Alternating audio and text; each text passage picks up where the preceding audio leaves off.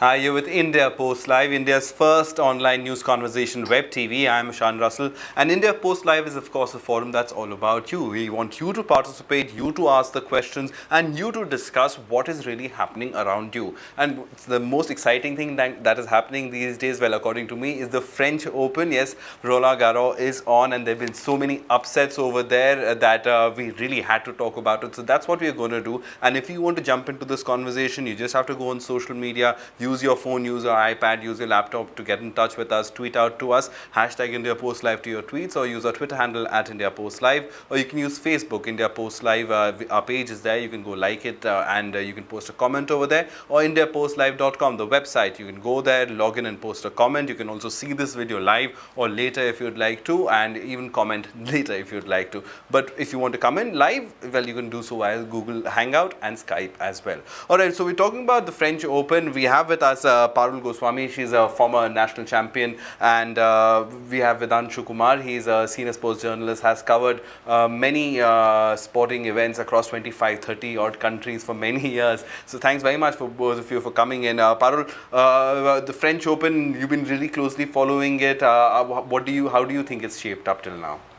Well, I was really looking forward for the Williams clash in the third round, so that's definitely a disappointment with Serena getting eliminated. You know, it's really sad. But let's hope Maria Sharapova and the other seeds continue, and then definitely Roger Federer and the men's are continuing their good games. So that's something to look forward to. Talking about the French Open, I think if I speak, it's my personal favorite of all the Grand Slams, the Australian, the Why? Wimbledon. Because of the surface, because of the clay court, and because you see the clay court, what happens is they do crush bricks and it is in the court. What then happens is the ball bounces higher, but it is slightly slower. And what you see is basically a baseline battle. So you see it is one of the most unpredictable ones where you see players battling it out for hours and hours, for 5 sets. Very common 5-setters in French Open, and you can't predict who is actually going to win till the very last. So those kind of battles, battles that real hard men like Nadal is fighting right now. So it really pumps me up. But I'm very happy you also involved the common sports lover into your show. I'm very happy for that. And I think as a sports lover, not as a journalist, as a sports lover, I'm really missing French Open on television. Why is it? that's true. I've been following it on the internet, but that's not the real thing. That's so true that even today it's all about cricket, which is very sad. I mean, French Open is like the Grand Slam. You have just 4 Grand Slams in the world. And the entire world is following it except India, which is very sad. Yeah, usually it used to come on Star Sports and Telescopes. Now I think this year they are on Neo Sports, and Neo Sports were a good channel, but I think they are short of some properties, and many people don't have that. So I think that is a big problem, but I'm sure you will keep updated.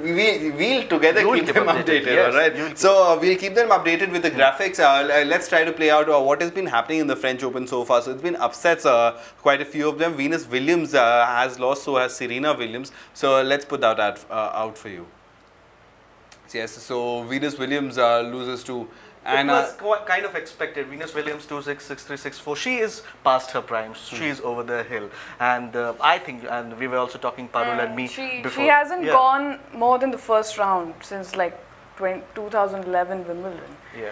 So But still, I thought maybe she could come up with something big this time.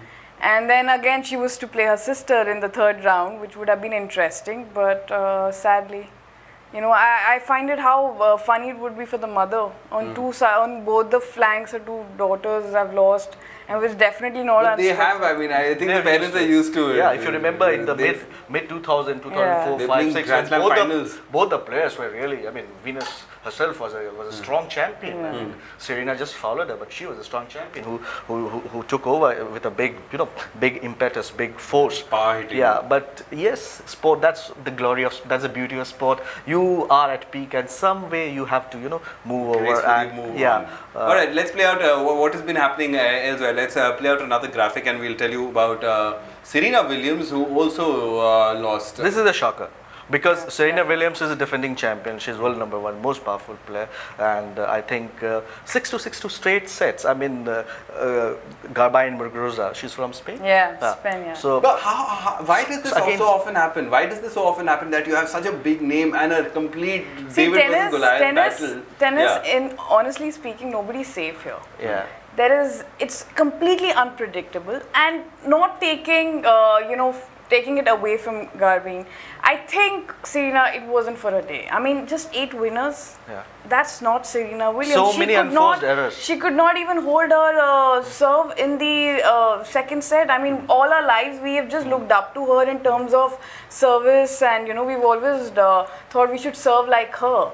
So, which is very sad to see. But then, you have it. Some days it's yours, and some days it's not yours. So many unforced errors. I think 28 or 29 of unforced errors from Serena Williams. So you hardly get to see them. But the other point why she lost also, and she lost to a Spaniard. And again, the conundrum of French Open, the clay court. You see, clay court, there are players from certain countries like Spain, like Austria, like the South America, Brazil, etc. I remember Thomas Booster. Thomas used to Booster, what a player he was. yeah. On clay, he was These kind of- unbeatable. yes, Carlos Moya, etc. So these kind of players, they really practice a lot on clay court, Spanish players. So no wonder she lost. But the way she lost, and I was listening to her post-match press conference where she said that.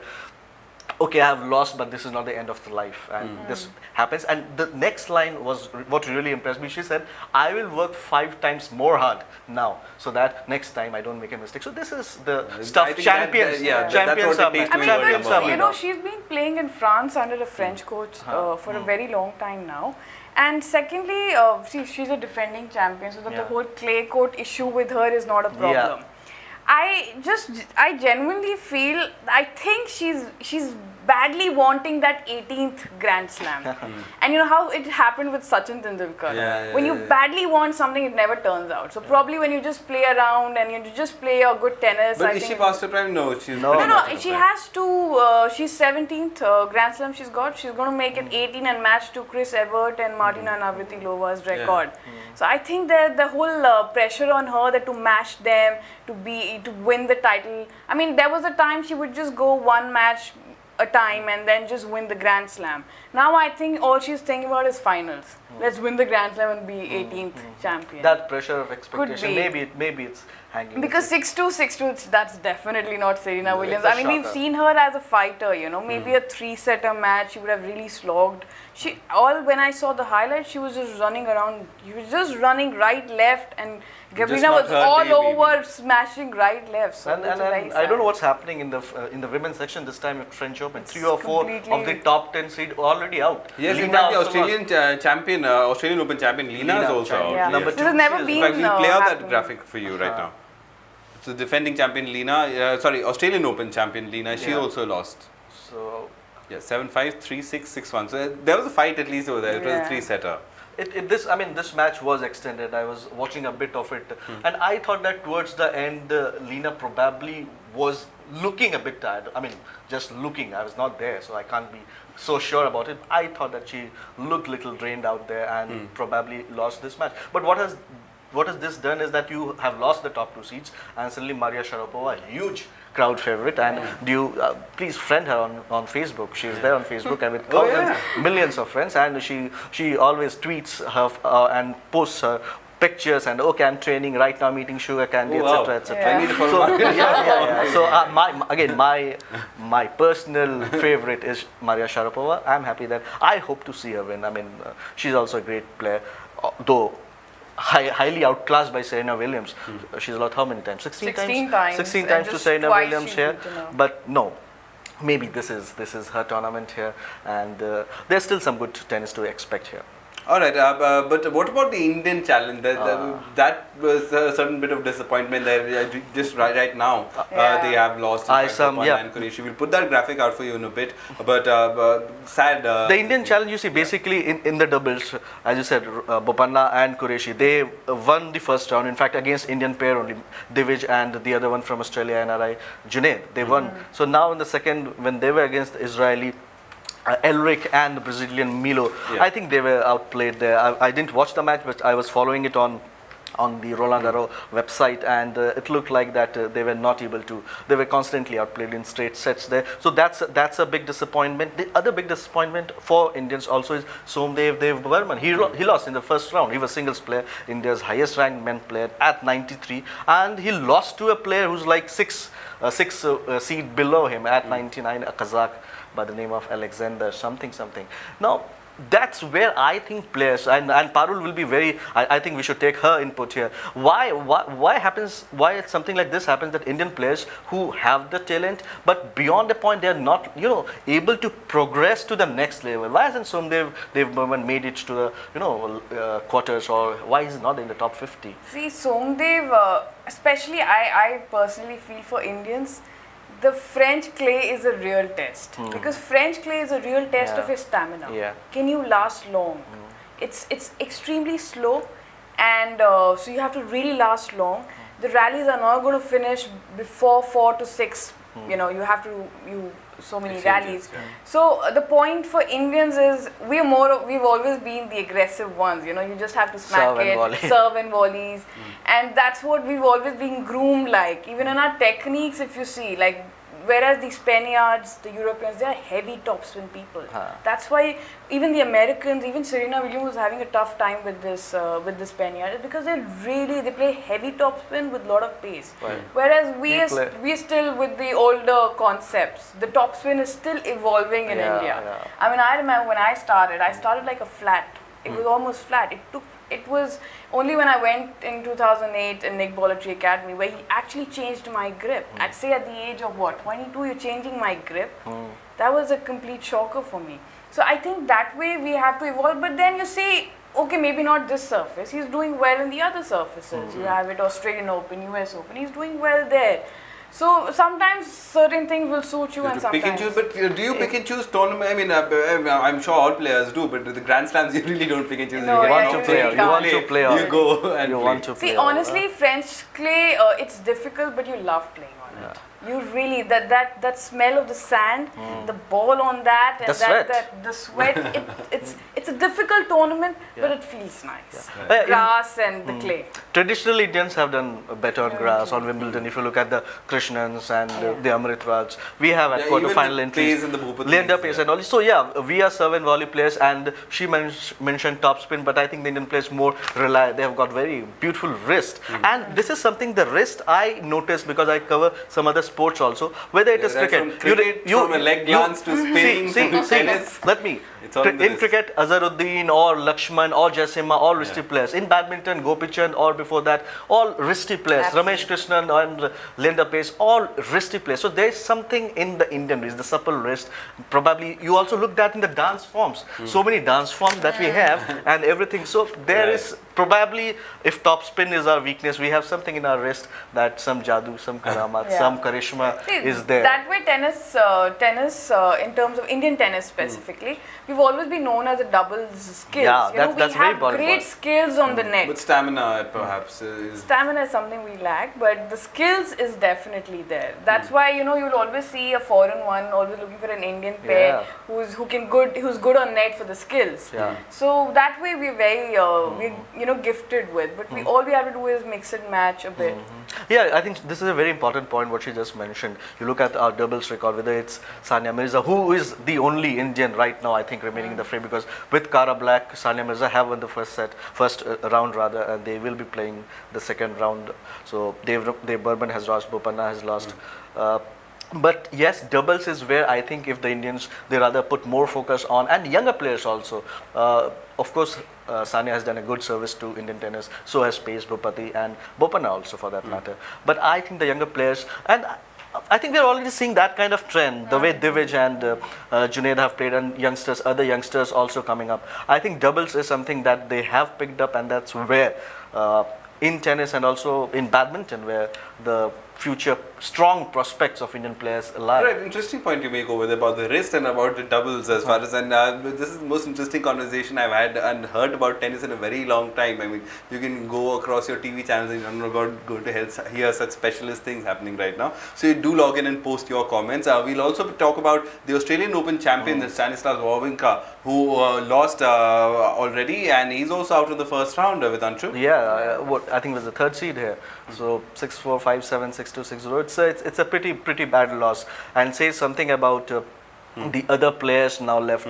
I think. And he was the one who beat and Nadal in recently, the Australian Open he beat, so he was expected. But again, yes, clay court is a very different ball game, literally different ball game, and here Nadal has the upper hand. I think Djokovic is the one who will be really testing Nadal if there may be Roger Federer also. I believe. Have you seen the Djokovic video with the ball boy? That is so cute. I The think. Joker, the wonder they I mean, call it. I'm seeing it on Facebook. Everybody's posting it, Yeah, and I it's think that's completely really gone good. viral. The one thing that Djokovic definitely knows is how to win the crowd. Yeah. He definitely knows it. I mean, others are very Serbs and focused. the He's Croats like are a little good. bit here and there. Even Goran Ivanisevic for that matter Yeah. used to. Yeah. I mean, crowd used to love him. What a Yeah. flamboyant player from Serbia there. So.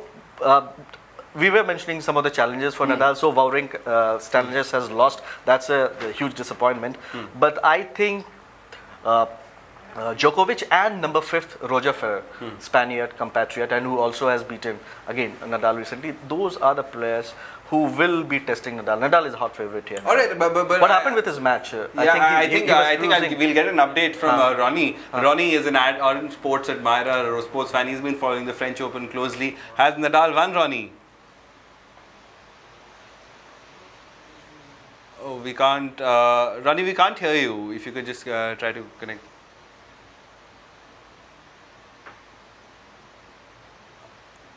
All right, so okay. Nadal had won the first 2 sets, in fact, quite easily. But And the player he's playing against, you Yes. were mentioning, is quite an yes, interesting yes, player. the Austrian, 20-year Austrian Them.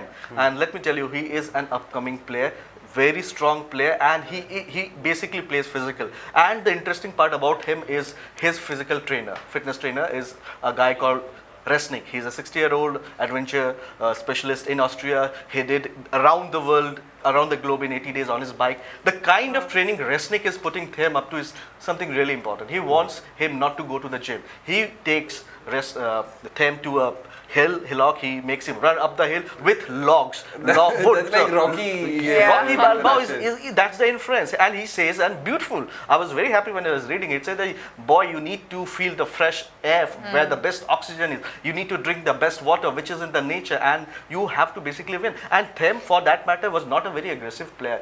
And what he has told him that you have to have the animal spirit in you. You know, you're the aggressor, and it's not sport; it is war. But mentally, do these things work? I mean, as a player, do these things work? Absolutely. It does. It's an impressionable age, 19, 18, 20. I think if the kind of mold you put into, they really do. And yes, it's a competitive sport. I think it does make that you try the extra harder, you go the extra bit. Yeah, but do these kinds of things give you the psychological edge? How much of mental makeup goes into like playing a tournament like the French Open? You see that you don't get overwhelmed and go out and play.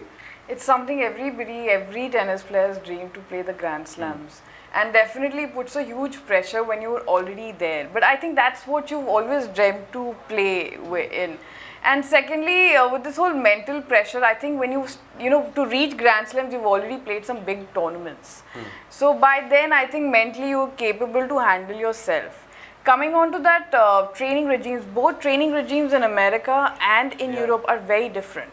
In America, it's very gym oriented. They more look for power and strength. Whereas in Europeans, they look for more stamina. They don't want you muscular. They don't want that muscles there. They just want you last long for like say 10, 11 hours on the tennis court. And that's what 10, Americans. 11 hours. Yeah, Americans are like power. You just smack the ball right, left, 2, 3 balls, done with it. But you should be smacking it so hard that nobody can touch it.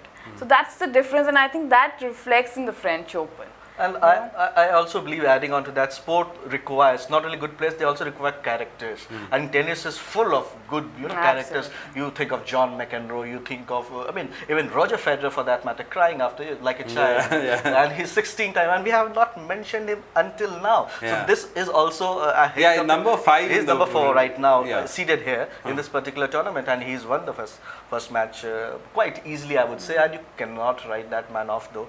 But yes, I was talking about the characters that make you. I mean, you feel people when they watch sports player like you and the others, they think of themselves. They try to impersonate. When you watch a movie, you think, oh, you are the Rajnikant. And you want to become a Them, or you want to become a Becker. Roger Federer is everybody's favorite. I mean, especially mine, because I even went on to buy the same racket as he did. I was like, I want to play with that racket. What was that racket? The Wilson, the one he uses.